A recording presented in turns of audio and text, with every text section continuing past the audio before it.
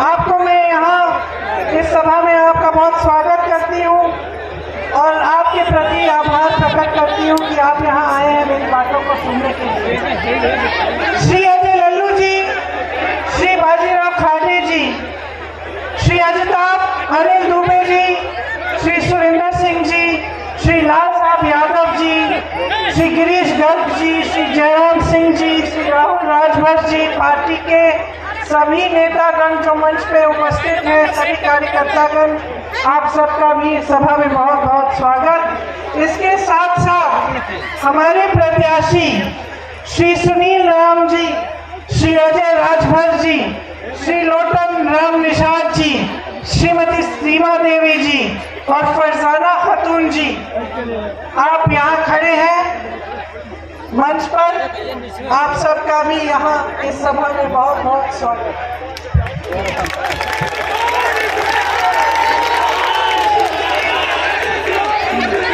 आज चुनाव प्रचार का आखिरी दिन है। आज चुनाव प्रचार का आखिरी दिन है। ये मेरी आखिरी सभा है जिसमें मैं आप सबसे कुछ बातें कर सकती हूँ, उत्तर प्रदेश की जनता को संबोधित कर रही हूँ। इसके बाद आप लोग पोलिंग में जाएंगे, चुनाव में आप अपना निर्णय लेंगे और एक नई सरकार आपके प्रदेश में बनेगी। 3 साल पहले मेरी पार्टी ने मुझे उत्तर प्रदेश का प्रभारी बनाया। उस समय कुछ बड़े नेता मेरी पार्टी में ही, जो आज तकरीबन सारे के सारी पार्टी छोड़ गए, वो मेरे पास आए अलग अलग से। उन्होंने मेरे से बात की, उन्होंने कहा भैया यहाँ से निकल जाए, कैमरा वाले भैया उत्तर प्रदेश में कुछ नहीं रहने वाला। नीचे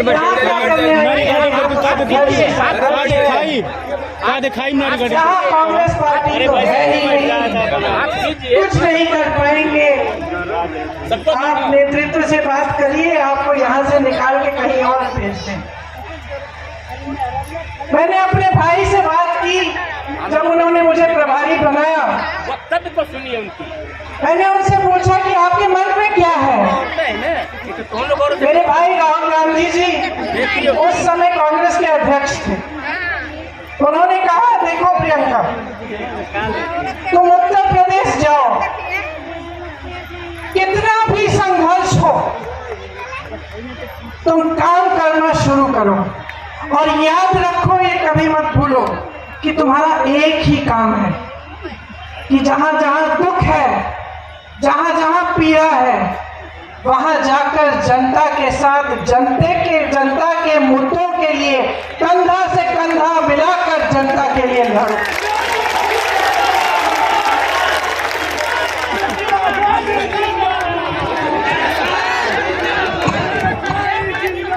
मैं आपके बीच आई, सोनभद्र में 13 आदिवासियों का नरसंहार किया गया था। मैं वहां गई, एक लड़का रामराज गौंड था वहां, वो सब आदिवासियों के परिवार के सदस्यों को मेरे पास लाया। मुझे पता चला कि जिस तरह से नरसंहार हुआ है, पुलिस प्रशासन ने भूमाफिया की मदद कर दी, लेकिन आदिवासियों को बचाने के लिए कोई नहीं आया। उसके बाद उन्नाव में एक महिला का बलात्कार हुआ, बहुत बुरी तरह से उसको फिर मार डालने की कोशिश की गई। उन्नाव में एक और महिला के साथ बलात्कार हुआ, उसको जला दिया गया। हाथरस में एक दलित महिला के साथ बलात्कार किया गया, उसके बाद उसे जलील किया गया और उसके परिवार पर दबाव डाला गया। उसकी चिता को बगैर उसके माँ बाप की प्रस्तुति की मौजूदगी के जला दिया गया। आगे लखीमपुर खीरी में 6 किसानों को एक मंत्री के पुत्र ने अपनी जीप के नीचे कुचल डाला, फिर से पुलिस और प्रशासन ने मदद नहीं की। मैं ललितपुर गई, ललितपुर में उस खाद की लाइन में खड़े खड़े जिसकी मृत्यु हो गई थी। बारिश आई थी बहुत समय बाद, उसने सोचा अच्छी उपज हो जाएगी, खाद वितरण केंद्र में चला जाता हूँ, खाद मिल जाएगी। 2 लाख का 2-3 लाख का कर्ज था, उपज हो जाएगी, उसको बेचकर मैं कर्ज चुका दूंगा। लाइन में खड़े खड़े 2 दिन बीत गए। घर आने से डर लग रहा था कि मैं लाइन छोड़ दूंगा तो मुझे खाद नहीं मिलेगी। खड़े रहे, पानी नहीं पिया, खाना नहीं खाया, खड़े खड़े मृत्यु हो गई। मैं उनके घर गई, उनकी बेटी सविता ने मुझे यूं पकड़ के मुझसे पूछा कि दीदी ये मेरे पिता के साथ क्यों हुआ, हमने क्या गलती की थी कि हमारे साथ ये क्या हुआ। जब लखीमपुर खेरी गई तो एक किसान की विधवा ने मुझे कहा कि दीदी हम क्या करेंगे, हमारे लिए कौन लड़ेगा, हमारी मदद अब कौन करेगा, कमाने वाला तो चले गया, पुलिस और प्रशासन हमें घेर रखी है, हम पर दबाव डाल रही है। रमन कश्यप वहाँ एक पत्रकार था, उसकी भी हत्या हुई थी। उसके भाई, उसके पिताजी ने मुझसे कहा कि उनको पोस्टमार्टम की रिपोर्ट तक नहीं मिली ढंग की, कुछ दिख ही नहीं रहा था कि क्या लिखा है क्या नहीं लिखा है। उन पर भी प्रशासन दबाव डाल रहा था। आस्ते आस्ते ऐसे हादसे होते गए। अरुण वाल्मीकि के साथ आगरा में उसके परिवार के साथ 18 सदस्यों को पकड़ के पुलिस हिरासत में ले गई, उस पर झूठा चोरी का इल्जाम लगा के उनको इस बेरहमी से पीटा कि मैं आपको बता नहीं सकती। उसके ससुर जी के नाखून निकाल दिए, उसके भाई के हाथों के ऊपर कुर्सी रख के उसको दबाया, उसकी हर हड्डी तोड़कर उसको मार डाला गया। मैं ये हादसे देखती रही, आपके पास बार बार आती रही, जहाँ जहाँ अन्याय दिखता था मेरी पार्टी ने आवाज उठाई, हमने आंदोलन किया, कुछ कार्रवाई करवाई। मैं इस तरह से आपकी हम सफर बन गई, आपका संघर्ष मेरा संघर्ष बन गया। और मैं समझने लगी कि उत्तर प्रदेश में बहुत गलत हो रहा है, बहुत गड़बड़ है, यहाँ की राजनीति कहीं भटक गई है। ये क्यों हो रहा है, ये सवाल मेरे मन में बार बार उठता था कि ये कैसे हो गया कि ये प्रदेश जो सबसे बड़ा प्रदेश है इस देश में, जिसमें सबसे ज्यादा नौजवान है, सबसे ज्यादा ऊर्जा है, सबसे ज्यादा हुनर है, सबसे उपजाऊ जमीन है, आज खाई में कैसे हो गया। बार बार मैं ये सवाल पूछती रही अपने आप से। फिर मैंने देखा कि यहाँ के नेता क्या कह रहे हैं, यहाँ के राजनीतिक दल, बहुजन समाज पार्टी, समाजवादी पार्टी, भाजपा जनता के सामने क्या क्या मुद्दे उठा रही है। ये देखा कि बसपा सिर्फ जाति की बात कर रही है, समाजवादी पार्टी एक जाति और धर्म की बात कर रही है, भाजपा धर्म और राष्ट्रवाद की बात कर रही है।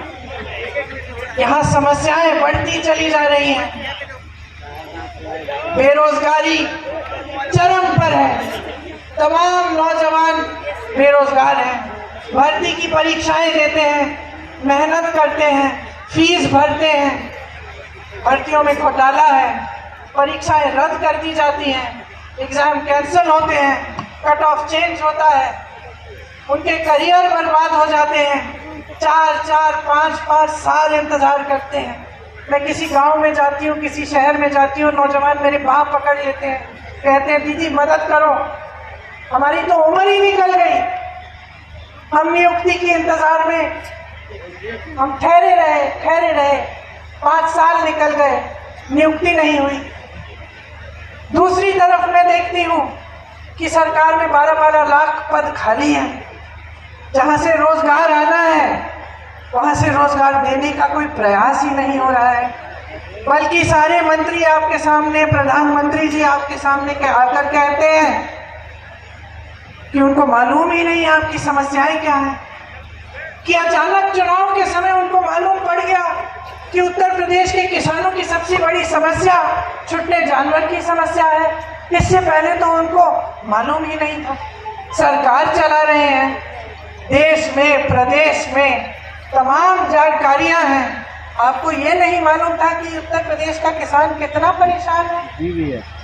आपके रोजगार खाली पड़ी हुए हैं सरकार में, आप दे नहीं रहे हो। भर्तियों में भ्रष्टाचार है, आप दुरुस्त नहीं कर रहे हो। मेरी बहनें महंगाई का सामना कर रही हैं, आप एक राशन का पोटला पकड़ा रहे हो इनको। क्या होगा उस राशन के पोटले से? आप निर्भर कर रहे हो इनको ताकि ये आपका धन्यवाद दें। आप मंच पे खड़े होकर कह रहे हो कि इस जनता ने आपका नमक खाया है, ये कह रहे हो। ये है उत्तर प्रदेश के नेता, देश के नेता।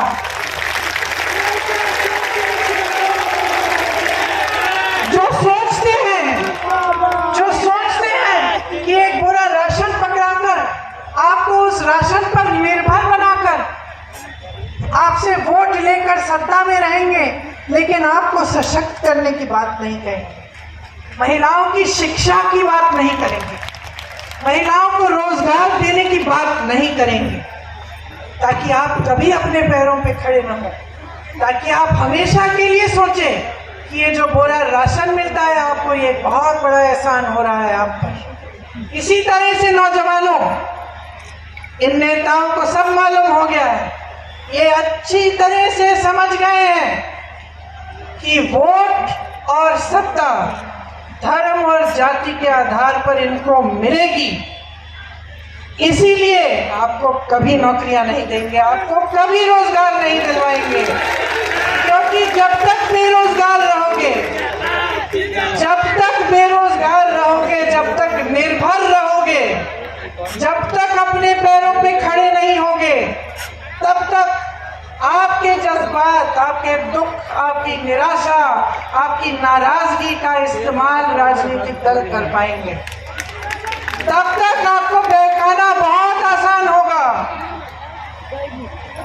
हर माँ बाप को मालूम है, मेरी बहनें, अगर आपके पास 25-30 साल का बेटा होगा, आपको अच्छी तरह से मालूम है, जब तक व्यस्त रहता है, शिक्षा में व्यस्त है, रोजगार मिलता है, काम कर रहा है, कमा रहा है, तब तक सही रहता है। जब बेरोजगार हो जाता है, घर पे बैठा रहता है, निराशा होती है, नाराजगी होती है, तब कोई भी उसको बहका के कुछ भी काम करा सकता है उससे गलत। आप जानती हैं, तो आपकी तरह इस प्रदेश के नेता भी जान गए हैं। वो जान गए हैं कि आपको गरीब रख के, आपको निर्भर रख के अपनी नीतियां को ये सफल बना सकते हैं। और इनकी नीति क्या है समझ लीजिए, गहरी बात कह रही हूँ मैं। इनकी नीति यही है कि आपको गरीब रखेंगे। आप अगर सारी इनकी नीतियां देखें, छोटे दुकानदारों और व्यापारियों को देखिए, जीएसटी लाए, नोटबंदी लाए, आपको कहा राष्ट्रवाद के लिए लाइन में खड़े हो जाइए। आपने अपने राष्ट्र के प्रति आपने सोचा, आप कर्तव्य निभा रहे हैं, आप लाइन में खड़े हो गए, आपके कारोबार खत्म हो गए। कोई काला धन नहीं आया इस देश में, काला धन नहीं आया, बड़े बड़े उद्योगपतियों को कुछ नहीं हुआ, उनके कारोबार चल रहे हैं। छोटा दुकानदार, छोटा व्यापारी पिस गया। उसके बाद क्या हुआ? अचानक लॉकडाउन कर दिया।